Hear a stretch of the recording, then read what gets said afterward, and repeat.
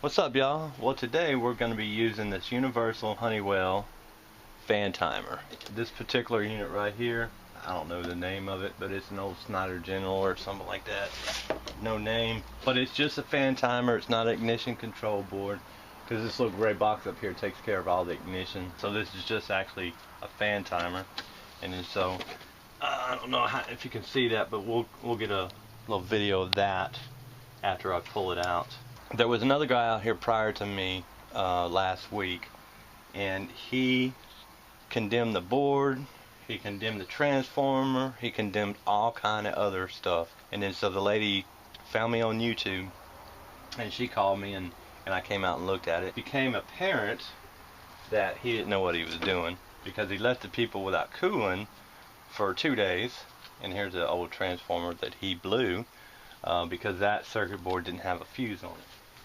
So after I straightened out his mess, I was able to confirm that there was nothing wrong to cause everything to short except for what he did.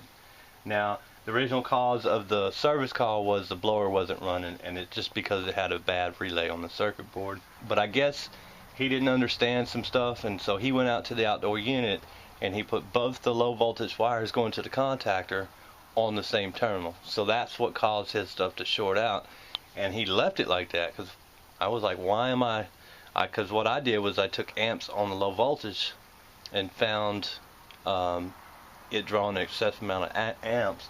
So of course the first place I went outside after I checked in here was the contactor, and that's when I found the low voltage wires on the same terminal. So I corrected that, came back up here, and everything was working fine except for the fan wasn't coming on. So I just wired up the fan directly so it would run all the time until I could come back. I originally had a relay there, and I was like, you know what, I'm just going to wire the fan hot all the time and then come back. So I'm going to go ahead and change the circuit board.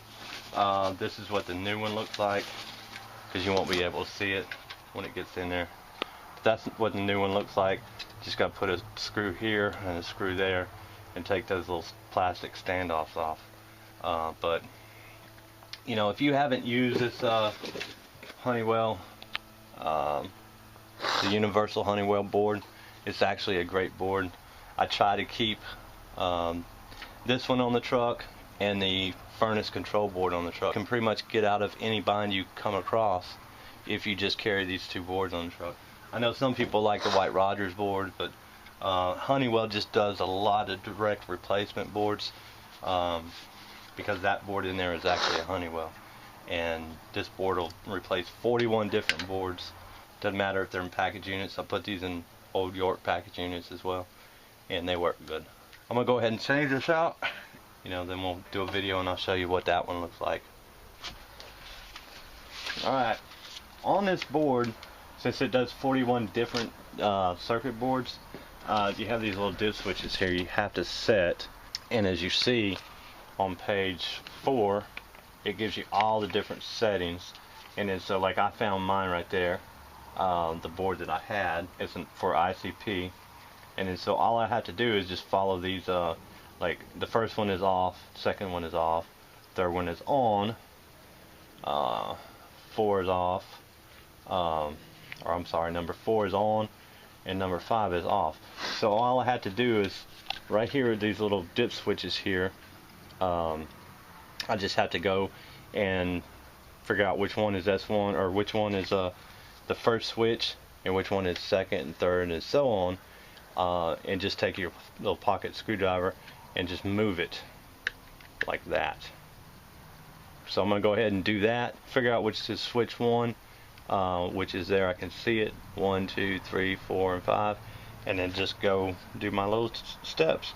So the first one is off, and off is up. Okay. And the next one, switch number 2, is off, and it's up. Okay. And the next one is on, and off. So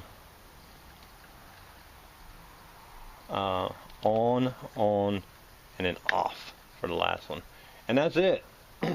And now we can go ahead and mount the board and do all our wire connections, and everything should come on and work. So let me go ahead and get this put in. Alright, so the board is in now. I've turned it on to check it out to see if it works or not, and it does. But where's that board at? It's in the box. So when you're putting these in, it comes with different plugs, and that'll be for different applications. Just reading your instructions, make sure the right circuit board is using the right plug, or it won't work properly. So here's the back of the board.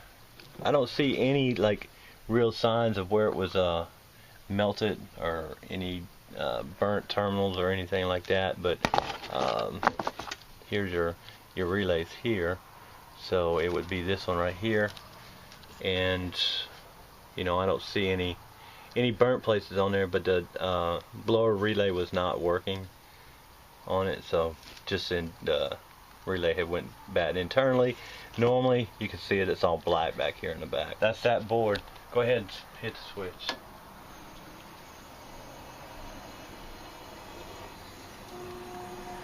Fans on and the compressor's running. I can hear the Freon going through the line set.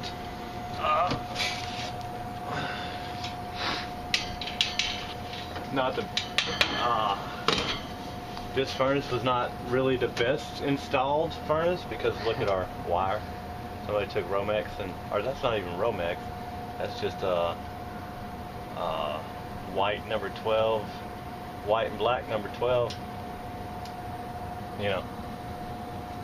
So I didn't put the thing in. I just come over here to work on it to get it running. I'll just talk to her and see what she wants to do. But it's in really poor shape. We got 1/4-inch line set coming up here. If we ever had to put in a new system, we'll have to run a new line set, of course. You know. But what are you gonna do? You can't rebuild the house on the first time you show up.